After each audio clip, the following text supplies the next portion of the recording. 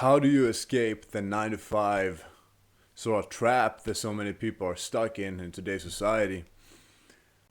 Well, first of all, you have to start developing the mindset of like that's not even an option for me any longer, right? Like working a 9 to 5 Monday to Friday, like that's not even an option anymore. I have to live freely on my own terms and earn money legally the way that I want to do it, right? With that mindset, because we create the life that we identify with in a way, right? Like our belief system guides what we create. So if you have the belief system of I need to work for a boss in order to get paid, then that's going to be the reality that you find yourself in. I would also say another important thing is learning to save money, because if you have money saved in the bank, you have a lot more opportunities and options to live life on your own terms. You have a little bit more time on figuring out how to earn money with your own business, for instance. You have a little bit more time to you have a bit more options if you want to be in the job market, and perhaps you don't want to work 9 to 5, but you can reduce your spending, so you can work a part-time job or doing something you enjoy doing while you're building your own business on the side, right? So being financially disciplined and financially aware, it gives you that freedom to sort of leverage your time, right? Because why do most people stay stuck in a 9 to 5? It's because of the excuse me, because of the finances, the security they get from the paycheck.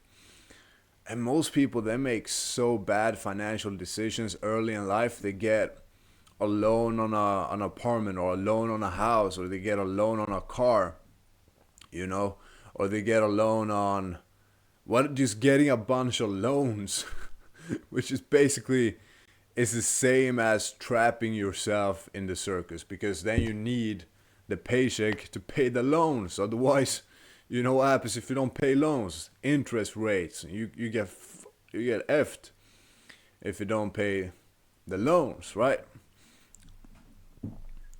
So there's a lot of things you can actually do to not get stuck in a 9 to 5. One of them is don't don't buy what you can't afford, because that gives you leverage of time.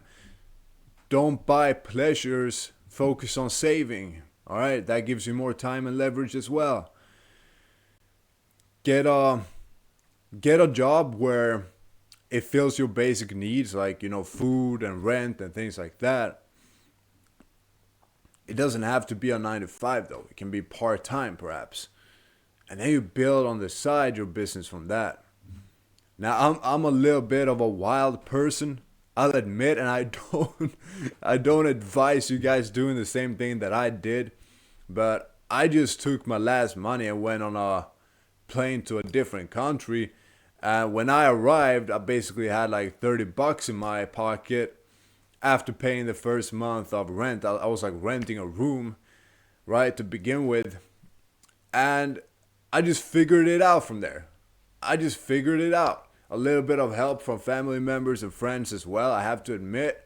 But it was taking that risk where it was I just figured it out. Started building my online business even further. Met some really cool people. Got into the restaurant business as well. Started climbing there. And ended up doing very well, actually. Living a very pleasant experience in Spain. Right? But I already had the online business going though. I knew what I was doing, but I still had the bad habit of just spending my money instead of saving it. But I sort of had a little bit of a safety net, knowing that this client is going to pay me, right? This and that client is going to pay me, because I had already built an online business. But yeah, I think building an online business is the best thing you can do as well to get free from it, or a real life business if you have the skills for that. I don't. I just know how it works online, right? And then learning sales, learning how to sell what you're offering. I mean, it's just gonna change everything. Because basically, sales is communication, it's relationships, it's confidence, it's solving problems for other people while getting paid for it. And there is no limit to what you can earn when you're learning sales. So I would say, like, stop wasting so much time on building like the strategy first, or the brand first, or the products itself. I mean, have an idea of it, but dive all your attention into actually selling, and then figure it out as you go. If you're just starting out, you can have like a refund policy, so if they aren't satisfied, you give them some of the money back, for instance. But of course, that's not what you want. You want to deliver an actually good service. So you want to just throw yourself in there. It's going to make you more motivated to improve your business, to improve your product, to improve what you're doing once you actually get the sales as well. Get the sales first, then you improve and get better and better and better with that. It's also going to give you the motivation and the drive to actually get better, because now you're thinking, oh, I actually got paid for this and I have to deliver a good service for this person.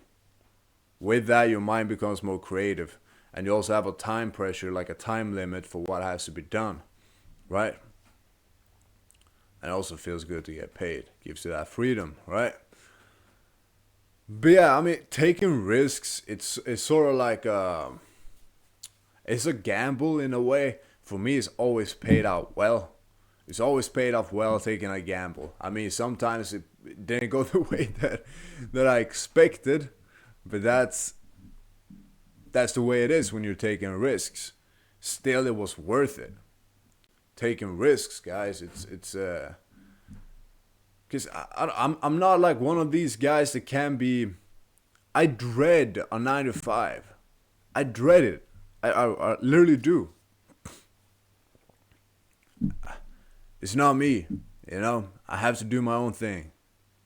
It's just the way it is, and by doing that, you also need to be disciplined with what you have. You need to be time focused. Like, you need to focus on what you can do with your time. Leverage your time. Be disciplined. Wake up early. Treat your life with more intensity than working for a 9 to 5. You know what I mean? Build yourself way more than you would be building in a 9 to 5. And when you're focused on that, something great is going to happen. Because you're becoming the person worth having prosperity, worth having abundance, worth having good things happen in life, you know? Financial prosperity and good opportunities and things like that. They come around once you're building yourself into that person worthy of it. It's sort of like an energy, without getting too spiritual, but I truly believe it's like an energy vibration in a way, the way that I see it. Because, you know, when we're vibrating at an energy of like lack and things like that, we feel low, we don't get creative, we focus on different, like on bad habits and things like that. But when we feel creative, when we feel healthy, when we feel driven, things start coming to fruition, you know? I hope that makes sense. It was a bit of a theoretical video, but I hope it made sense and landed well. Thank you guys for watching. Hit the like, subscribe, and I will see you guys tomorrow. Also check out my website and follow me on X, Twitter. See you guys tomorrow.